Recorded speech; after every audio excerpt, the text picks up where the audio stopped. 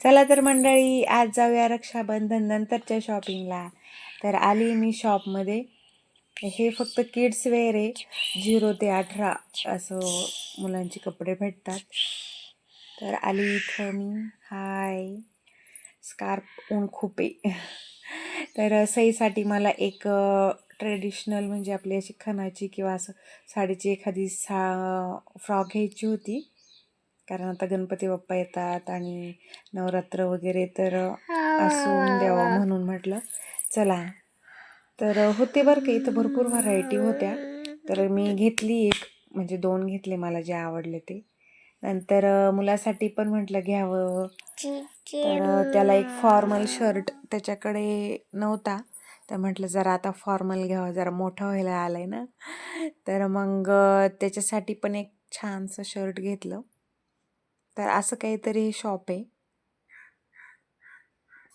पण छान आहे. इथं क्वालिटी पण चांगली भेटते आणि व्हरायटी पण भरपूर आहे, कारण स्पेशल किड्सचंच आहे ना, त्यामुळं असतं त्यांच्याकडे बऱ्याच व्हरायटी वगैरे. तर नाव आहे शृंगार किड्स वेअर. नारायणगावमध्ये आले तर नक्की जा, छान आहे. मग निघाले मी. थोडंसं मला पण शॉपिंग करायचीच होती, तर म्हटलं चला. तर हे जे दुकान आहे ना, त्याचं अजूनपर्यंत मी वरती नाव पण पाहिलं नाही पहा. आणि इथं मी कधीपासून जाते, जेव्हा मी कॉलेजला होते का, तेव्हापासून मी ह्या दुकानात जाते. पण आम्ही सगळ्या मुली काय म्हणणार, टॉपचं दुकान असंच. भरपूर क्वालिटी इथं आणि एकदम स्वस्तात मस्त. तर काय घेतलं दाखवल मी नंतर तुम्हाला. तर आलो मग नूतन वडापाव. रुद्रांशचं म्हणणं होतं आई मला वडापाव घेऊन ये, कारण मुलं घरी होती. तर इथं पहा, फेमस बरं का, नारायणगावचा फेमस वडापाव.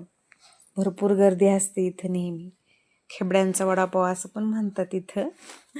आणि आम्ही पहिलं म्हणजे इथंच वडापाव खायचं. दुकानावरती मी होते तरी पण इथंच आम्ही नेहमी इथलाच वडापाव खायचं. तर पहा नारायणगावमध्ये किती गर्दी असतेच नेहमी. तर आता सगळी कामं झाली आहेत, तर जाऊयात आता घरी. तुम्ही पण चला, ऊन भरपूर होतं. तर हे ना कोबी आणि फ्लावरचे म्हणजे शेत आहे. तर एवढे कोबी फ्लावर लावलेत ना ह्या वर्षी इकडं लोकांनी. तर म्हणजे आमच्या इकडं रस्त्यालाच शेतात, तर बघा रस्त्याच्या पलीकडं पण कोबी, अलीकडं पण कोबी. तर आलो घरी, वडापाव खोलले. रुद्रांश लगेच ताव मारणार आहे आता वडापाववर. तर चला भेटूया नेक्स्ट ब्लॉगमध्ये. Tata, bye bye.